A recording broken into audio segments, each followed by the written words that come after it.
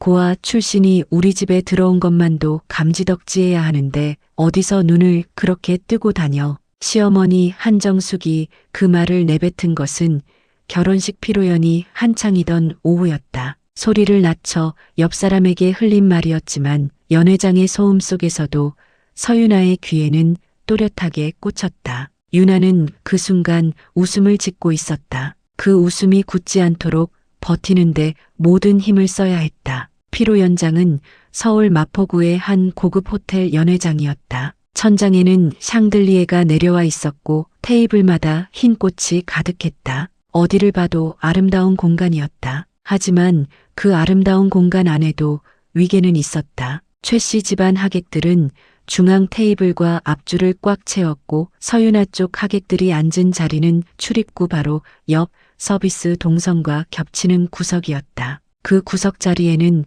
세 사람이 앉아 있었다. 보육원 원장이었던 정선 선생님, 그리고 함께 자라난 친구 둘, 전부였다. 정선 선생님은 이른을 바라보는 나이에 허리를 꼿꼿이 세우고 앉아 먼 곳에서 웨딩드레스를 입은 윤아를 바라보며 조용히 미소 짓고 있었다. 그 미소가 윤아의 가슴을 가장 먹먹하게 만들었다. 사연 시작하기 전에 구독, 좋아요 버튼을 눌러주시면 저에겐 다음 영상을 만들 수 있는 큰 힘이 됩니다. 오늘 하루가 조금 더 행복해질 거예요.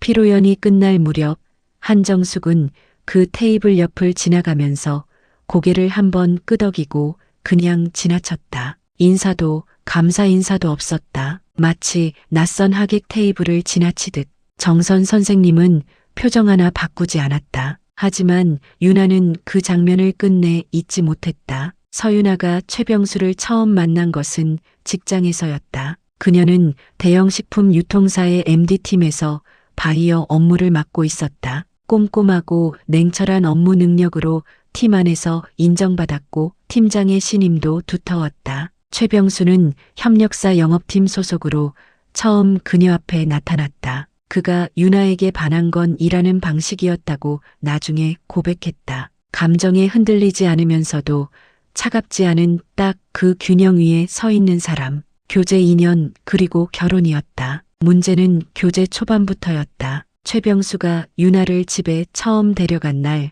한정숙은 단 한 가지를 먼저 물었다. 부모님은 뭐 하시는 분들이에요?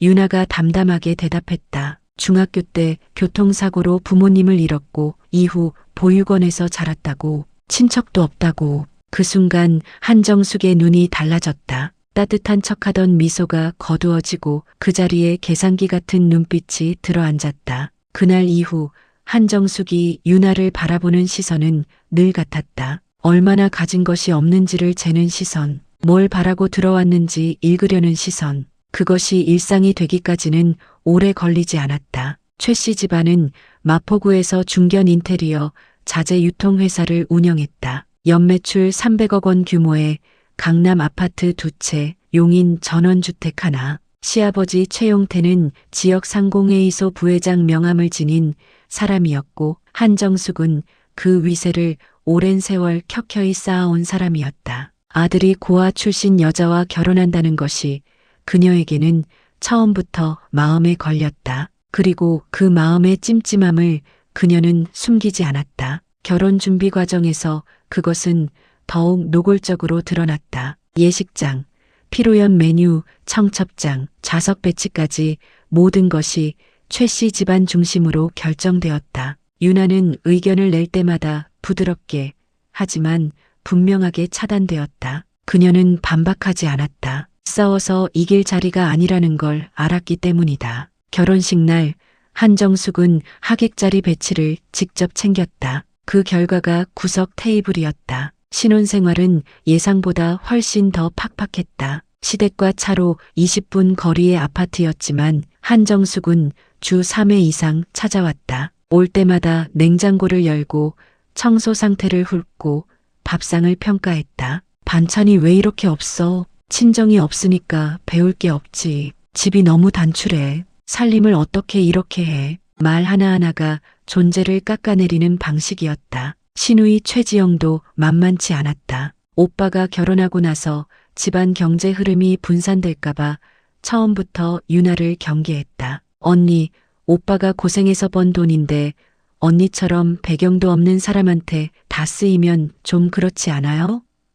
웃음 뒤에 감춰진 그 말이 실은 가장 노골적인 선전포고였다. 남편 최병수는 어느 편도 들지 않았다. 어머니가 심한 말을 해도 엄마가 원래 좀 그래로 끝냈고 유나가 상처받았다고 말해도 예민하게 굴지 마로 마무리했다. 그 답들이 쌓이면서 유나는 점점 이 결혼에서 자신이 혼자라는 걸 느꼈다. 그렇게 2년이 흘렀다. 유나는 그 2년 동안 아무에게도 말하지 않은 것이 하나 있었다. 어린 시절 그녀는 서유나가 아니었다. 정확히는 서유나라는 이름이 붙기 전에 자신이 누구였는지를 그녀 스스로도 완전히 알지 못했다. 중학교 2학년 여름, 폭우가 쏟아지던 밤, 부모님의 차는 산길 커브에서 미끄러졌다. 두 분은 그 자리에서 세상을 떠났고 유나는 기적적으로 살아남았다. 하지만 충격으로 인한 기억 손상이 심했다. 이름과 나이는 기억했다. 하지만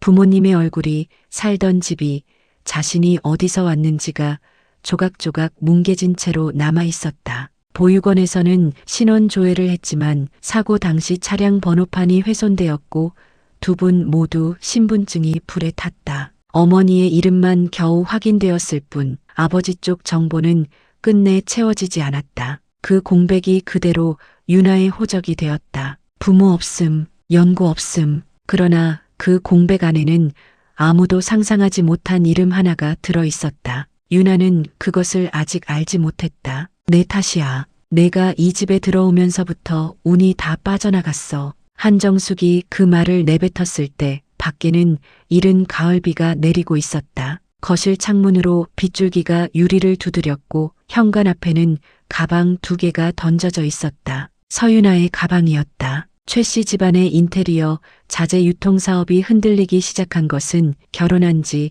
1년 반이 지날 무렵이었다. 건설 경기 침체가 장기화되면서 주요 납품처들이 하나둘 발주를 줄였고 시아버지 최용태가 무리하게 추진했던 신규 물류창고 투자가 결정적으로 발목을 잡았다. 경기 광주에 150억 원을 들여 지은 물류센터는 완공 이후 운영 비용만 나갈 뿐 수익은 제자리였다. 은행 대출 이자가 눈덩이처럼 불어났고 주거래 은행으로부터 여신 재심사 통보가 날아들었다. 유나는 이 상황을 일찌감치 감지했다. 남편이 저녁 식사 중에 아무렇지 않게 흘린 말들 아버지가 요즘 걱정이 많으셔. 자금이 잠깐 막혀서를 그녀의 유통업 감각이 그냥 흘려듣지 않았다. 수년간 바이어로 일한 사람은 숫자 몇 개만 들어도 회사의 건강 상태를 읽을 수 있다. 유나가 읽은 것은 건강하지 않음이었다. 그녀는 조심스럽게 제안했다. 자신이 업계 인맥을 통해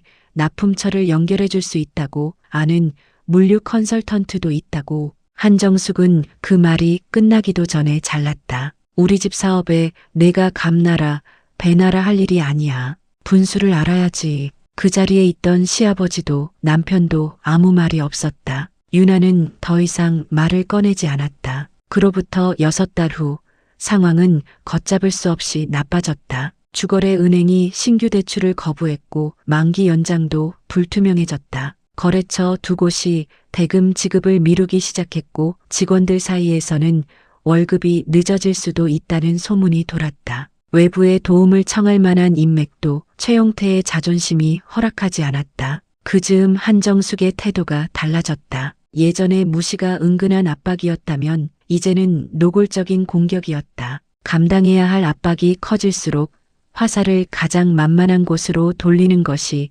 한정숙의 방식이었다. 이 집에서 가장 만만한 존재는 처음부터 서유나였다. 친정도 없는 것이 들어와서 우리 집 길을 다 죽여놨어. 그러니까 사업이 이 꼴이지. 아들이 제대로 된 집안 며느리를 들였어야 했는데 내가 처음부터 반대했잖아. 내가 복이 없는 사람이야. 부모도 못 지키고 고아로 자랐으면 다 이유가 있는 거야. 그 말들은 단순한 구박이 아니었다. 사람의 존재 자체를 부정하는 말들이었다. 유나는 매번 침묵으로 버텼다. 하지만 그 침묵이 점점 무거워지고 있었다. 잠을 설치는 날이 늘었다. 밥맛도 없었다. 출근길 지하철 안에서 창밖을 바라보다가 눈물이 고여버리는 날도 있었다. 남편 최병수는 그 시간 동안 아무것도 하지 않았다. 회사 상황이 어려워질수록 그도 예민해졌고 집에 오면 대화가 줄었다. 유나가 어머니가 오늘 또 그런 말씀을 하셨어요 라고 말해도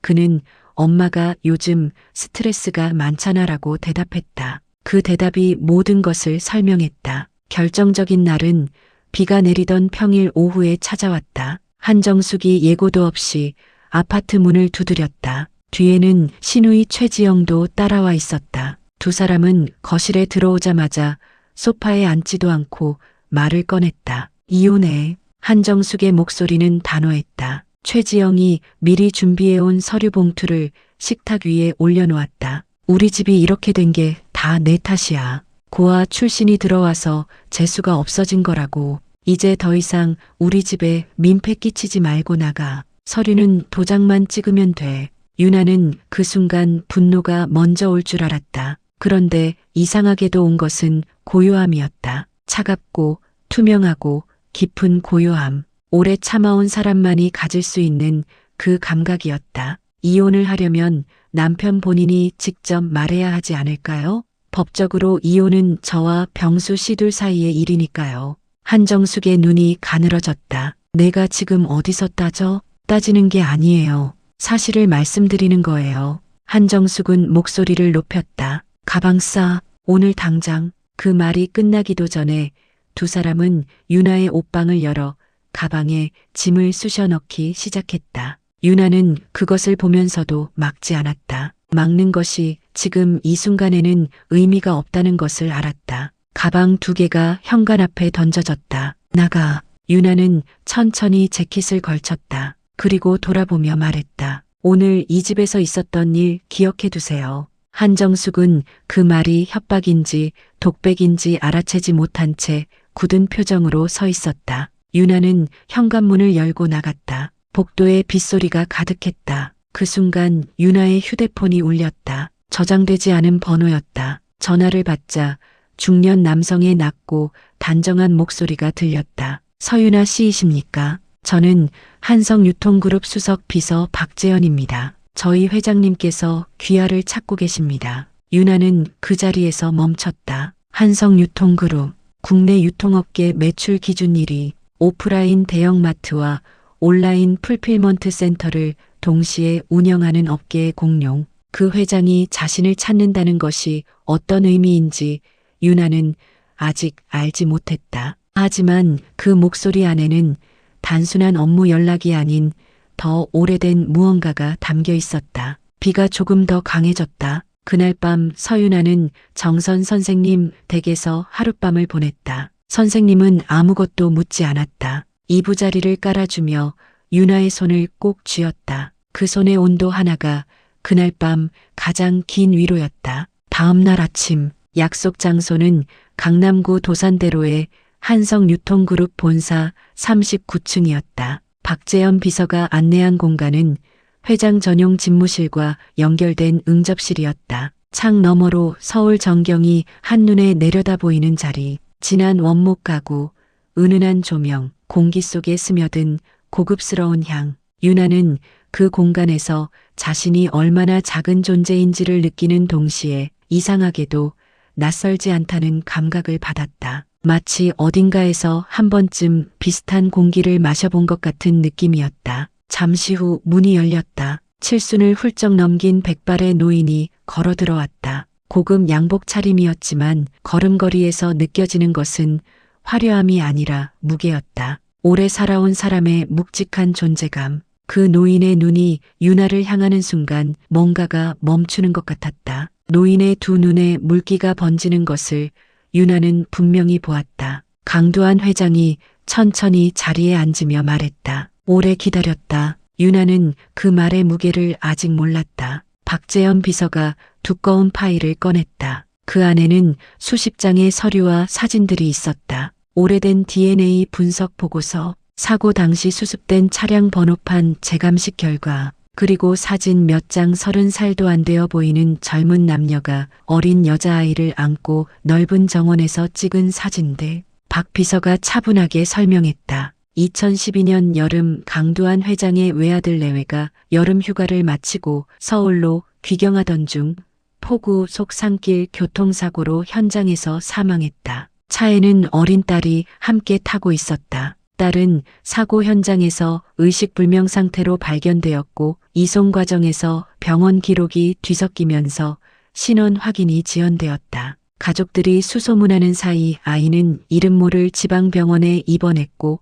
회복 후 연고지 미상으로 처리되어 보육원으로 이송되었다. 강 회장은 그때부터 14년을 찾았다. 사설 탐정, 공식 수사 의뢰, 해외 입양 기록 전수조사, 끝이 없어 보이던 수색에 실마리가 잡힌 것은 윤아가 다니는 회사의 한성유통그룹의 납품 실사가 진행되면서였다. 담당 MD로 나온 서윤아의 이름과 나이, 출신 지역이 탐문 자료의 조건과 맞아떨어졌다. 사고 당일 구조될 때 아이가 입고 있던 옷의 색깔, 그리고 귓볼 뒤 작은 점의 위치까지 DNA 검사는 비공개로 진행되었다. 윤아가 의료기관에서 받은 검사 기록과 유전자 마커를 비교한 결과 일치율 99.97%였다. 박 비서가 파일을 덮으며 말했다. 서윤아 씨는 강두한 회장님의 손녀이십니다. 그리고 한성유통그룹의 유일한 혈육이자 법적 후계자이십니다. 윤아는 한동안 아무 말도 할 수 없었다. 머릿속에서 무언가가 조용히 자리를 찾아가고 있었다. 흐릿했던 조각들이 천천히 맞춰지는 느낌. 어린 시절 가끔 꿈에 나오던 넓은 정원. 어디선가 맡아본 것 같았던 특정 향수 냄새. 자신도 모르게 유통업이라는 분야에 이끌렸던 것. 강 회장이 조용히 손을 뻗었다. 윤아의 손 위에 그의 손이 얹혔다. 마디가 굵고 살같이 거칠었지만 그 온도는 따뜻했다. 미안하다. 내가 더 일찍 찾아냈어야 했는데. 그 순간 윤아의 눈에서 눈물이 떨어졌다. 소리 없이 슬픔인지 안도인지 아직 이름 붙이기 어려운 감정이었다. 14년 동안 없다고 믿었던 것이 갑자기 있어진다는 것이 어떤 느낌인지 말로는 설명하기 어려웠다. 이후 며칠 동안 윤아의 세계는 조용하지만 급격하게 달라졌다. 강 회장 측 법무팀이 신원을 공식 정정하는 절차를 밟기 시작했다. 본래 이름은 강윤아, 부친은 고 강민준, 모친은 고 이수경, 한성유통그룹 창립자 강두한의 외동손녀. 윤아는 이 사실을 당장 아무에게도 알리지 않기로 했다. 남편에게도 시어머니에게도. 법무 절차가 완료되기 전에 흘러나가면 원치 않는 소란이 생길 수 있다는 현실적 이유도 있었다. 하지만 더 솔직한 이유는 따로 있었다. 윤아는 아직 생각이 필요했다. 이 사람들이 자신에게 했던 것들을, 결혼식 구석 자리에서 시작된 그 무수한 무시들을, 그리고 빗속에서 가방을 들고 쫓겨났던 그날 오후를, 그 기억들이 지워지지 않는 한 아직 때가 아니었다. 그 사이 강 회장의 비서팀은 은밀하게 움직이고 있었다. 그들이 파악한 정보 중 하나는 최 씨 집안의 인테리어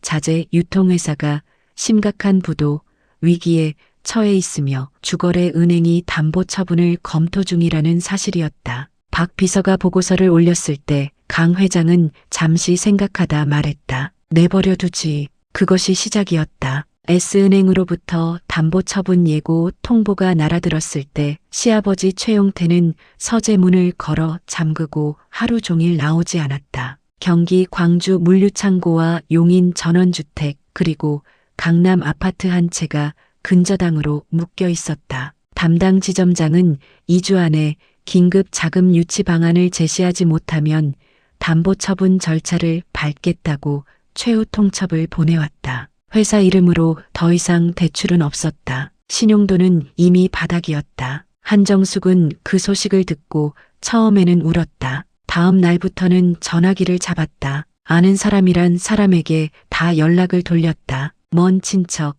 옛 지인, 상공회의소에서 몇 번 얼굴을 비춘 사람들. 하지만 사업이 흔들린다는 소문은 이미 업계에 퍼진 뒤였고 돈 있는 사람들은 이유를 묻기도 전에 슬그머니 전화를 끊었다. 신우이 최지영은 그 와중에 자신의 결혼 걱정이 더 컸다. 사귀는 남자가 있었는데 상대 집안에서 집안 배경을 캐묻기 시작했다. 박지영은 어머니에게 우리 집 상황 절대 말하지 마세요라고 압박을 넣었고 한정숙은 딸의 눈치까지 보며 더욱 신경이 날카로워졌다. 그 모든 혼란 속에서 아무도 서윤아가 어디 있는지 물어보지 않았다. 최병수는 윤아가 나간 뒤 이틀 동안 연락을 하지 않았다. 사흘째 되던 날 짧은 문자가 왔다. 지금 어디 있어? 물음표도 없는 그 문장은 안부가 아니라 확인이었다. 윤아는 답장하지 않았다. 나흘째 최병수가 직접 정선 선생님 댁문 앞에 나타났다. 선생님이 문을 열었을 때 그의 얼굴은 피곤하고 초췌했다. 선생님은 말없이 잠깐 기다리라 하고 방에 들어갔다. 윤아가 나왔다. 문턱에 서서 남편을 바라보는 그 시선이 예전과 달랐다. 따뜻함도 기대감도 사라진 자리에 차갑고 투명한 무언가가 들어서 있었다. 들어가자. 최병수가 말했다. 윤아가 대답했다. 무슨 말하러 오셨어요? 그가 멈칫했다. 집으로 와. 엄마가 그날 너무 심했어. 내가 얘기할게. 얘기를 하실 거였으면 그날 하셨어야죠. 제가 가방 들고 나설 때 최병수는 입을 열었다가 닫았다. 할 말이 없었다. 윤아는 문을 부드럽게 닫았다. 소리가 크지 않았기에 오히려 더 단호하게 들렸다. 그로부터 일주일 뒤 상황은 전혀 다른 방향으로 흘렀다. 한성유통그룹이 최 씨 집안의 인테리어, 자재 유통회사를 포함한 관련 자산 일체에 대한 인수를 검토한다는 소식이 업계에 조용히 흘러나왔다. 처음엔 소문이었다. 그러다가 S은행으로부터 공식 연락이 왔다. 한성유통그룹 쪽에서 해당 담보자산에 대한 실사를 요청했다는 내용이었다. 최용태는 그 전화를 받고 처음엔 무슨 일인지 가늠하지 못했다. 한성유통그룹이 왜 자신들의 작은 회사에 관심을 갖는가? 도무지 이유가 없었다. 하지만 업계 1위 대기업이 인수를 검토한다는 것은 적어도 당장의 부도만은 막을 수 있다는 뜻이었다. 최용태는 그 가능성 하나에 매달렸다. 한정숙도 즉각 움직였다. 한성유통그룹과 연결될 수 있는 인맥을 수소문했다. 하지만 39층 집무실까지 닿는 통로는 어디에도 없었다. 며칠 뒤 한정숙의 휴대폰에 낯선 번호가 떴다. 박 비서였다. 인수 관련 절차를 위해 가족 전체가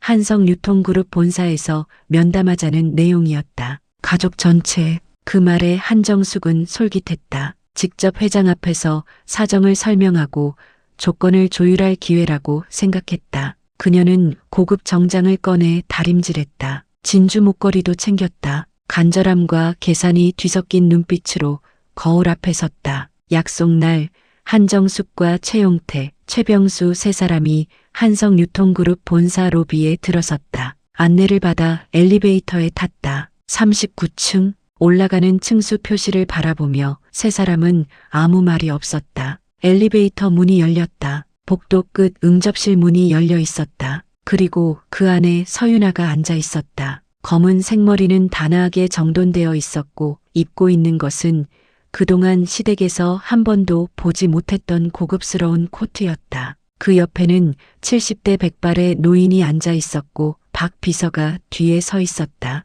한정숙이 굳었다. 최용태의 눈이 커졌다. 최병수는 입이 벌어진 채로 윤아를 바라봤다. 강 회장이 먼저 입을 열었다. 어서들 오시오. 제 손녀 남편 측 어른들이시군요. 한정숙의 얼굴이 하얗게 탈색되었다. 손녀? 뭐? 강 회장이 윤아의 손을 가볍게 잡으며 말했다. 이 아이가 내 아들 민준이 딸이오. 14년 만에 찾았소. 한정숙의 무릎에서 힘이 빠지는 것이 눈에 보였다. 옆 의자를 잡지 않았다면 그 자리에서 주저앉을 뻔했다. 그녀의 눈이 윤아를 향했다. 며느리는 그 시선을 받으면서도 표정 하나 흔들리지 않았다. 최병수는 윤아를 바라봤다. 윤아는 그를 바라보지 않았다. 정면을 향해 앉아 테이블 위의 서류를 조용히 내려다보고 있었다. 아무것도 모르던 그 긴 시간 동안 윤아는 혼자서 감당해왔다. 이제 그 시간이 끝나가고 있었다. 박 비서가 인수조건서를 꺼냈다. 방 안의 공기가 달라졌다. 한정숙은 그제야 알았다. 오늘 이 자리가 인수협상 자리가 아니라는 것을. 그리고 이 방 안에서 가장 높은 곳에 앉아 있는 사람이 자신이 2년 내내 무시해온 그 며느리라는 것을. 응접실의 공기는 아무도 말을 꺼내지 못한 채로 잠시 정지해 있었다. 한정숙은 서 있었다. 발이 움직이지 않았다. 그 방 안에 며느리가 저렇게 앉아 있다는 것이, 그 옆에 이 나라 유통업계를 움직이는 노인이 함께 앉아 있다는 것이 아직도 눈으로 보고도 뇌가 받아들이지 못하는 모양이었다. 2년 넘게 반말로 몰아붙이고 빗속에 가방을 던져 내쫓던 그 며느리가 지금 이 방에서 가장 높은 자리에 앉아 있었다. 강두한 회장이 자리를 권했다. 세 사람이 맞은편 소파에 앉았다. 박재현 비서가 각자의 자리 앞에 서류 봉투를 하나씩 내려놓았다. 강 회장이 말했다. 인수 조건서입니다. 천천히 읽어보시오. 최용태는 떨리는 손으로 봉투를 열었다. 한정숙은 서류를 들었지만 글자에 초점을 맞추지 못했다. 시선이 자꾸 유나에게로 흘렀다. 유나는 그 시선을 받으면서도 고요했다. 그 고요함이 오히려 더 무겁게 공간을 눌렀다. 인수 조건서의 내용은 간결했다. 한성유통그룹이 최 씨 집안의 인테리어, 자재 유통회사 지분 전체와 관련 부채, 물류자산을 포괄 인수한다. 담보로 잡힌 부동산은 정리한다. 직원들의 고용은 6개월간 보장한다. 단 기존 경영진은 즉시 교체하며 회사 운영에 대한 일체의 권리를 한성유통그룹으로 이전한다. 최용태의 얼굴이 굳었다. 사업체를 통째로 내놓는 것이었다. 하지만 달리 선택지가 없었다. 그가 낮게 물었다. 조건이 이게 전부입니까? 박 비서가 말했다. 한 가지가 더 있습니다. 그 말이 끝나는 동시에 유나가 처음으로 입을 열었다. 그 한 가지는 제가 직접 말씀드리겠습니다. 유나의 목소리는 떨리지 않았다. 2년 넘게 반말로 짓밟히고 빗속에 쫓겨난 사람의 목소리치고는 너무 고요했다. 오히려 그 고요함이 더 묵직하게 방안을 눌렀다. 어머니, 유나가 한정숙을 바라보며 말했다. 오랜만에 내뱉는 그 호칭이 공기를 갈랐다. 결혼식 날 저희 선생님을 구석 자리에 앉히셨어요. 그분은 제가 아무것도 없을 때부터 13년을 곁에 계셨던 분이에요. 배경도 없고 친정도 없다고 하셨던 말씀들, 고아 출신이 들어와서 재수가 없어졌다고 하셨던 말씀들 다 기억하고 있어요. 그리고 비 오던 날 가방 들고 저를 내쫓으셨던 그 오후도요. 한정숙의 입술이 달싹거렸다. 하지만 아무 소리도 나오지 않았다. 지금 이 자리에서 사과해 주세요. 저한테가 아니라 선생님께요. 잠시 후 박 비서가 문을 열었다. 흰머리에 단정한 생활한복 차림의 노인 한 명이 천천히 들어왔다. 정선 선생님이었다. 유나가 미리 이 자리에 모셔온 것이었다. 70에 가까운 나이에도 허리를 꼿꼿이 세우고 들어온 선생님의 눈이 잠깐 유나와 마주쳤다. 유나가 조용히 고개를 숙였다. 한정숙은 움직이지 않았다. 그 자리에서 굳어 있었다. 아직도 습관처럼 계산을 하는 것 같았다. 이 상황을 어떻게 빠져나갈지를. 하지만 빠져나갈 곳이 없었다. 강 회장이 낮게 말했다. 한 사장 부인, 배경이 없다는 게 어떤 의미인지 이제는 아시겠소? 그 한마디가 결정타였다. 한정숙이 천천히 자리에서 일어섰다. 발이 굳은 것처럼 느릿느릿, 그러나 분명하게 정선 선생님 앞으로 걸어갔다. 그리고 무릎을 꿇었다. 죄송합니다. 목소리는 작았다. 하지만 그 말이 공간에 떨어지는 소리는 그 방 안의 모든 사람에게 선명하게 들렸다. 정선 선생님은 아무 말도 하지 않았다. 두 눈이 촉촉해졌다. 그것은 승리의 기쁨이 아니었다. 오래 억눌렸던 것이 마침내 세상에 인정받는 그 복잡하고 묵직한 감정이었다. 최병수는 그 장면을 옆에서 보았다. 그의 얼굴에 수치심이 번졌다. 그는 유나를 바라봤다. 유나는 그를 바라보지 않았다. 한정숙이 다시 자리로 돌아왔을 때 유나는 이미 자신 앞에 서류 한 장을 들어 테이블 위로 밀었다. 그것은 인수동의서가 아니었다. 한성유통그룹 협력사 행동강령이었다. 인수된 계열사와 납품사가 반드시 준수해야 하는 내부 규정이 빼곡하게 담겨 있었다. 직원 갑질 금지, 경영 투명성 의무, 외부 감사 수용. 최 씨 집안이 회사를 운영하던 방식과는 정반대의 기준들이었다. 서류가 테이블 위에 놓이는 소리가 작은 파열음처럼 공간에 퍼졌다. 윤아가 말했다. 이제 당신들이 우리 집안의 수준에 맞춰보세요. 차갑고 단단한 목소리였다. 분노도 울음도 없었다. 오래 참아온 사람이 마침내 자신의 자리를 찾았을 때 나오는 그 고요하고 선명한 일침이었다. 한정숙은 그 서리를 바라봤다. 자신이 결혼식에서 며느리를 바라보던 바로 그 눈빛으로. 하지만 이번에는 그 눈빛이 어디에도 닿지 못했다. 맞은편에 앉은 사람은 더 이상 무시해도 되는 며느리가 아니었다. 이 나라 유통업계를 움직이는 사람의 손녀였다. 최용태가 도장을 찍었다. 손이 떨렸지만 그것은 분노가 아니라 체념이었다. 모든 게 끝났다. 그로부터 며칠 뒤 최 씨 집안의 인테리어 유통회사는 한성유통그룹 물류계열사로 편입되었다. 직원들 고용은 유지되었고 거래처 대금은 한성 측에서 일괄 정리했다. 담보로 잡혔던 부동산은 은행으로 넘어갔다. 최용태와 한정숙은 강남 아파트 한 채만 남겨진 채 경영 일선에서 물러났다. 신우이 최지영이 사귀던 남자 쪽 집안에서는 이후로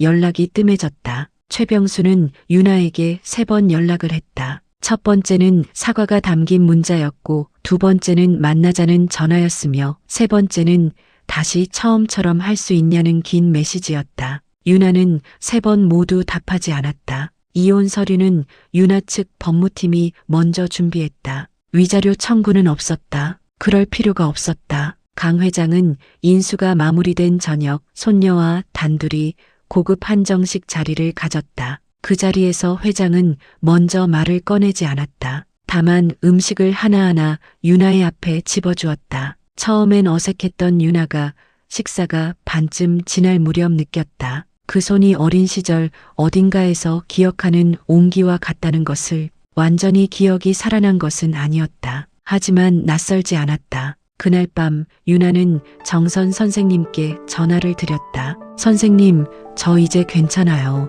선생님은 잠시 말이 없었다. 그리고 말했다. 알아. 너는 처음부터 괜찮은 아이였어. 윤아의 눈에서 무언가가 흘렀다. 이번에는 이름을 붙일 수 있었다. 그것은 안도였다. 한성유통그룹 그룹사 회보에는 얼마 뒤 짧은 인사말이 실렸다. 그룹 후계자 강윤아의 첫 번째 공식 문장이었다. 저는 어디에서 왔는지를 잊지 않겠습니다. 그리고 그 기억으로 더 나은 방향을 만들겠습니다. 구석진 자리에서 시작된 이야기는 마침내 그 자리를 없애는 방식으로 끝이 났다. 마지막까지 감동TV를 시청해주셔서 감사합니다.